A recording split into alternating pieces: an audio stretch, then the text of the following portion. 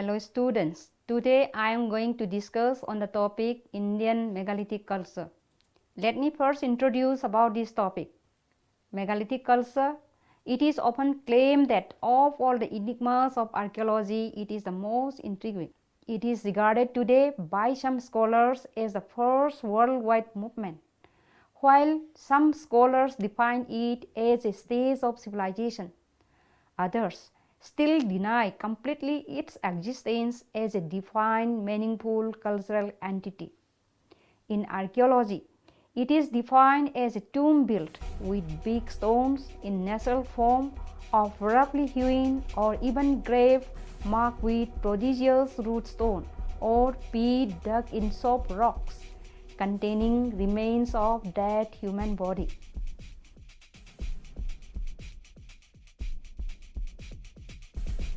It is also applied to the erection of huge stones, either memorial or for religious purposes.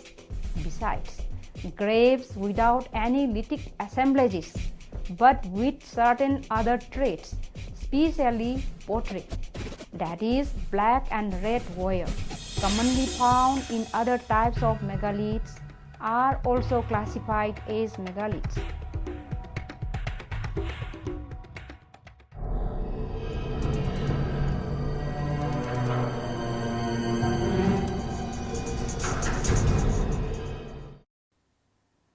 Now let's come to the definition of this term megalith.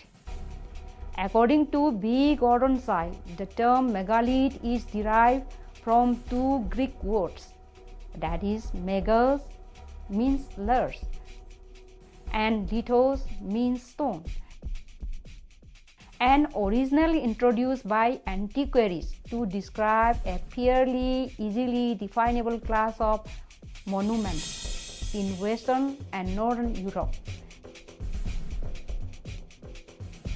consisting of huge undressed stones and termed in Celtic, Dormant, Graumlich, and Monolith. It has subsequently been extended to cover a far more miscellaneous of erection and even excavation all over old world and into the new.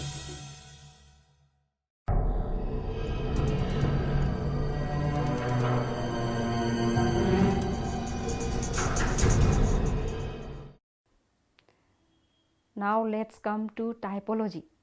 The megaliths are indeed among the most widespread remains of stone, both in time and space. Various types of megaliths are reported from different parts of India. These structures have been classified variously by different scholars, resulting in varied typologies. V.D. Krishnaswamy proposed the first systematic classification in 1949. Now let's come to the alignment. Alignment is a series of menhirs or megaliths which are arranged in lines on some definite system or raised at regular intervals.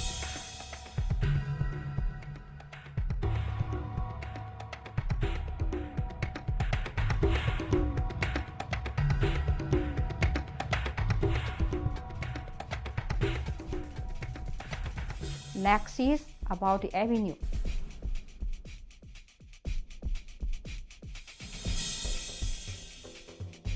It is a cluster of megaliths constituted by two or more alignments, approximately parallel with one another.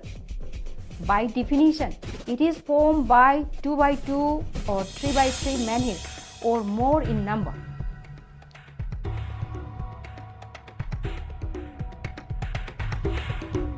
Now let's come to the third type, Baro.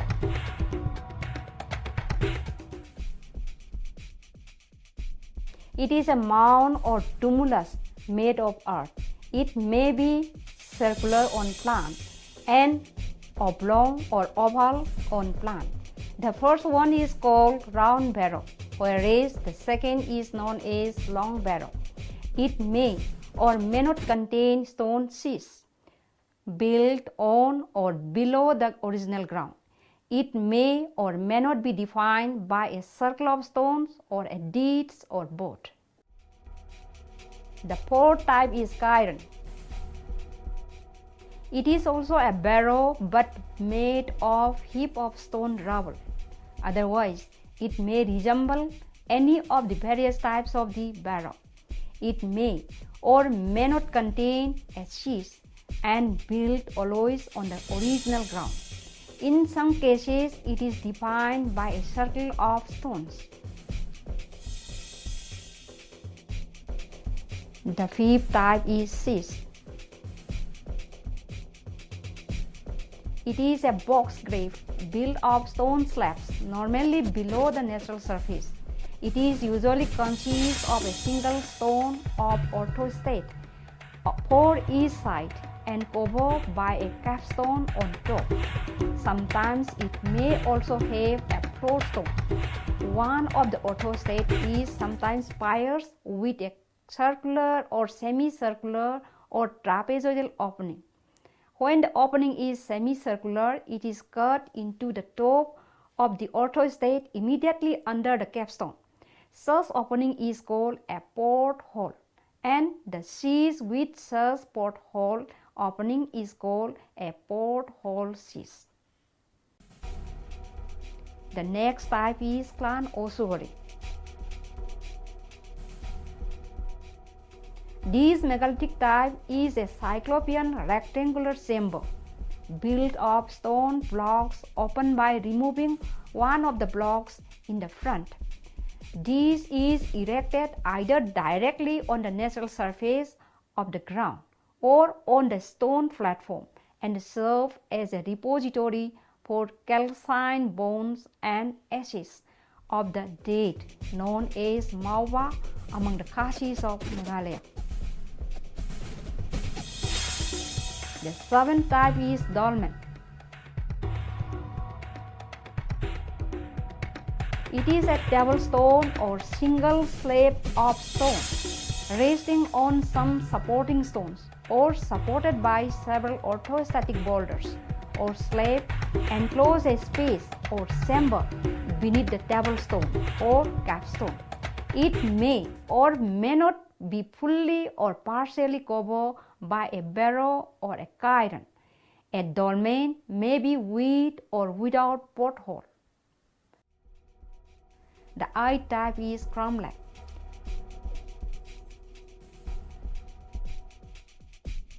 It is derived from the Welsh word Graum means band and lach means stone. It is known as Graumlich. It is a circle of monolith which encloses a menhir at its center.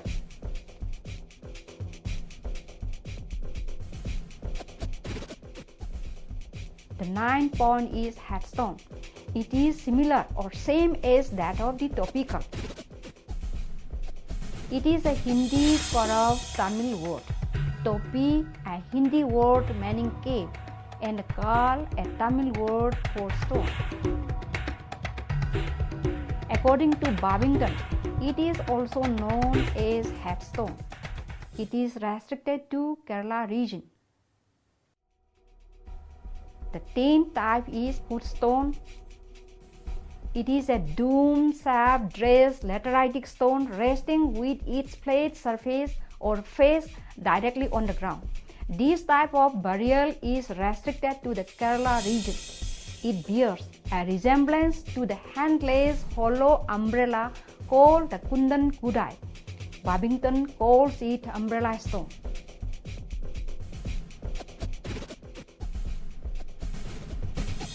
Now let's come to the 11th type, menhir. It is the simplest of all the megalithic structures. It consists of a single but huge stone called monolith, planted on the ground as a rule, at or near the burial spot. It may be miniature in size or gigantic in height, with its base fixed into the earth.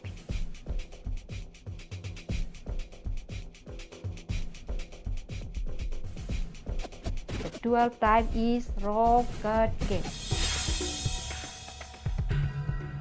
The practice of placing the dead in tombs, that is caves, cut out of lateritic rock in Kerala is definitely to be associated with the megalithic structures. The 13th type is sarcophagus. It is a siege open with lead. In the present context, it is always a bag, earthenware or terracotta.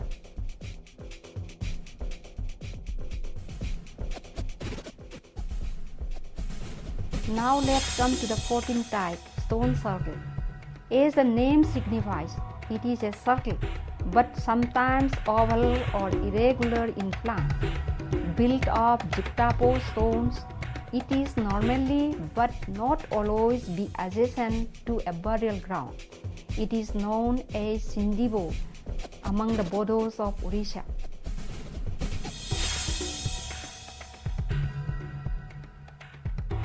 The 15th type is stone sheet. The stone sheets of Assam, Manipur and Nagaland are mere stone slabs, ceremonially placed under a village tree, and apart from serving a ritualistic need, are useful as seats for travelers. Sometimes they overlie a pot or pit containing bones or decapitated heads collected during the raids prior to their removal to clan ossuary or village chiefs or headhunters' residence.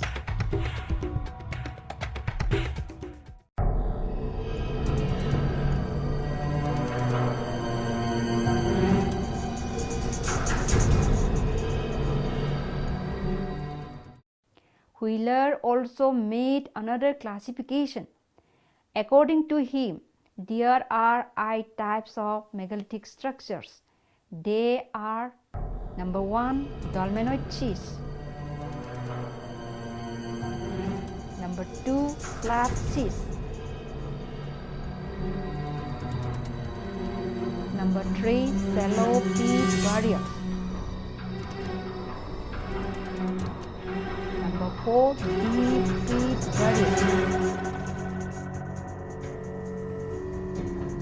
number 5, umbrella stones and headstones;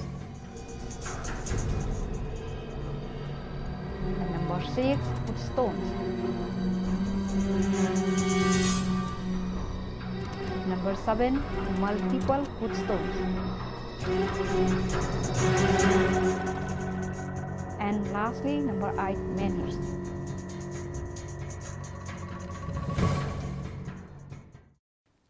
In 1994, U.S. Murthy has classified the Indian megaliths into only 2 broad groups. They are: number 1, sepulchral, and number 2, non-sepulchral. The first group include peat, chambered, leg and unlegged burials. The second group includes those megaliths which were commemorative or memorial in nature.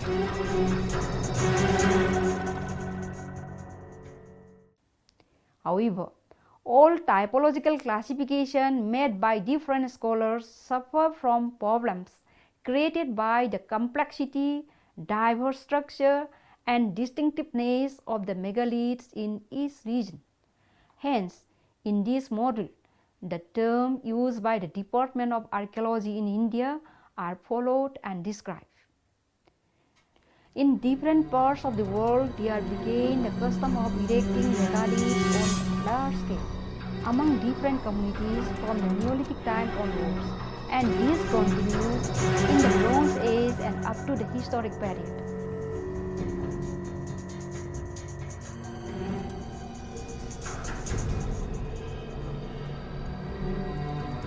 But in some parts of India, particularly in Odisha, Manipur, Meghalaya and Nagaland.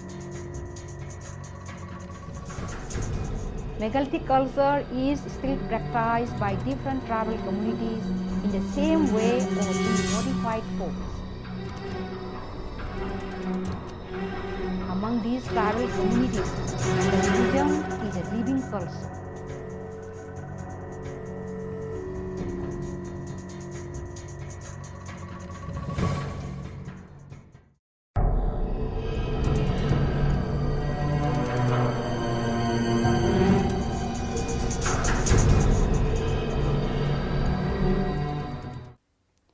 Regarding the origin and affinity of the Indian megaliths, these were explained through migration and diffusion from Southwest and Central Asia, as there are many similarities between these two regions, particularly in burial practices, ceramic,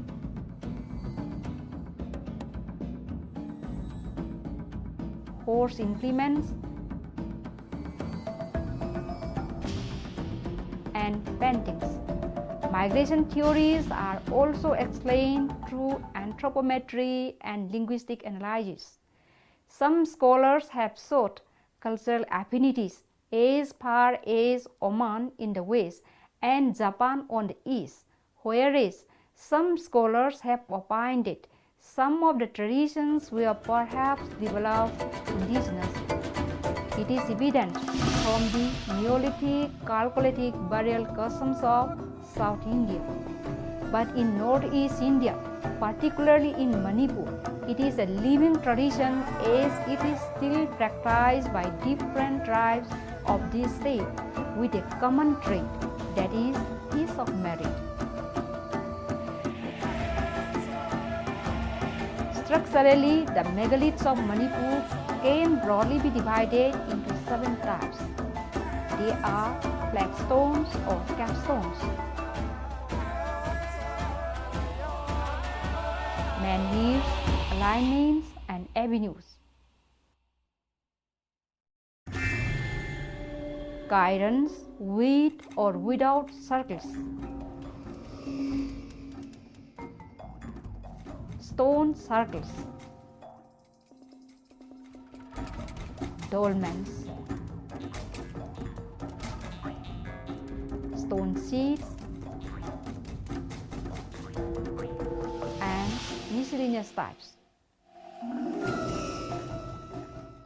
Functionally, the megaliths are broadly divided into 8 types, such as number 1, memorial stones or commemorative stones. 2, stone seats or resting stones. Number 3, watchtower. Number 4, grass stones.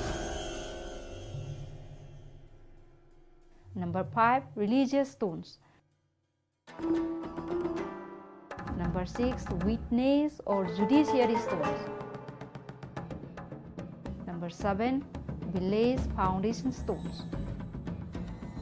Number 8, village gates.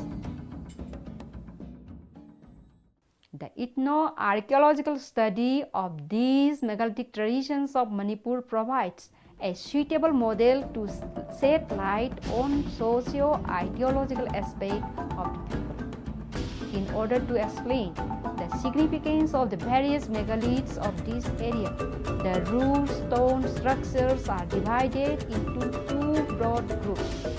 They are memorials and commemoratives, or menhirs of social status, and funerary and ritualistic megaliths.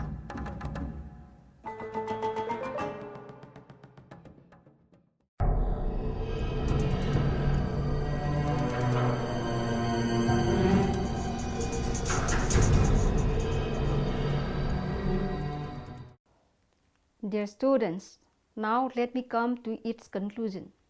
The tradition of constructing or raising huge stone on different functions is termed as megalithic culture. Megaliths are found in different states of India and her adjoining countries, but mostly concentrated in South India and northeast Indian states. Many scholars have tried to classify the Indian megaliths based on its structural types. Of them, mention may be made of the works of B. D. Krishnaswamy, R. M. Wheeler, and U. S. Murthy. Regarding the origin and affinities of this culture, there are three theories. Some scholars put its origin and affinity from Southwest Asia, while others explain its origin and affinity both from the East and West together, while another group suggested its indigenous development. This culture continues as a living tradition in northeast India, particularly in Manipur. Thank you all for patient hearing.